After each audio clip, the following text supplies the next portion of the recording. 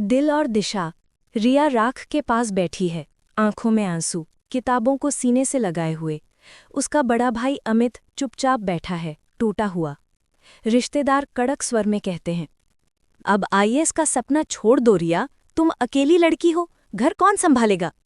दूसरा रिश्तेदार, अमित, तुम बड़े भाई हो, अब बहन की शादी कर दो, यही उसका सहारा है।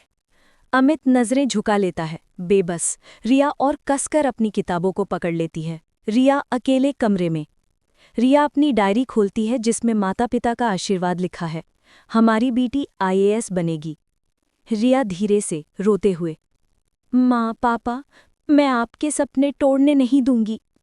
अमित दरवाजे पर खड़ा सब सुन लेता है। चेहरे पर दर्द और जिम्मेदारी दोनों झलकते हैं।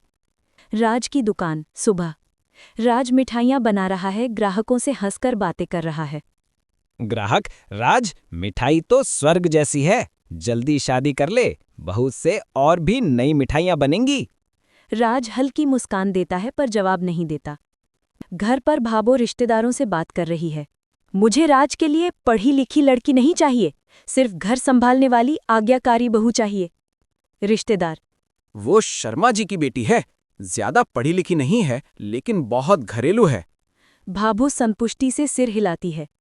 विक्रांत हंसते हुए, भैया तू जिंदगी भर लड्डू ही बनाता रहेगा क्या? शादी कर ले वरना भाभू खुद चुन लेगी। राज कमजोर मुस्कान के साथ, मुझे तो माँ की खुशी ही मेरी खुशी है। विक्रांत हंसता है लेकिन फिर गंभीर हो जाता है। उसे पता है उसका भाई अपनी ख्वाहिशें कुर्बान कर रहा है। समाज का दबाव। रिया बाहर निकलती है, गांव वाले फुसफुसाते हैं।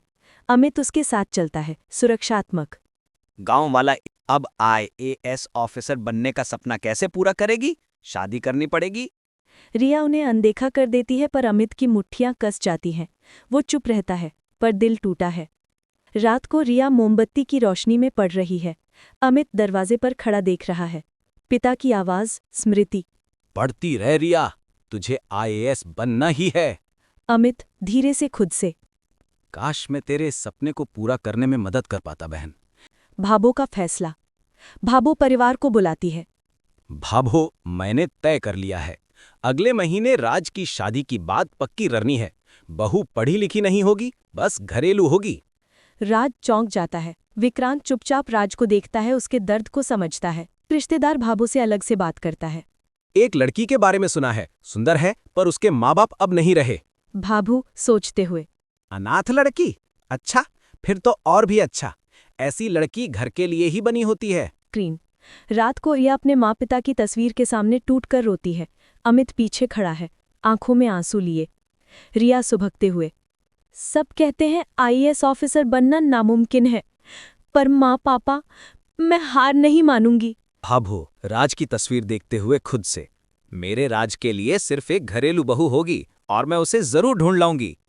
एक तरफ सपने, दूसरी तरफ परंपरा। क्या होगा जब दोनों टकराएंगे?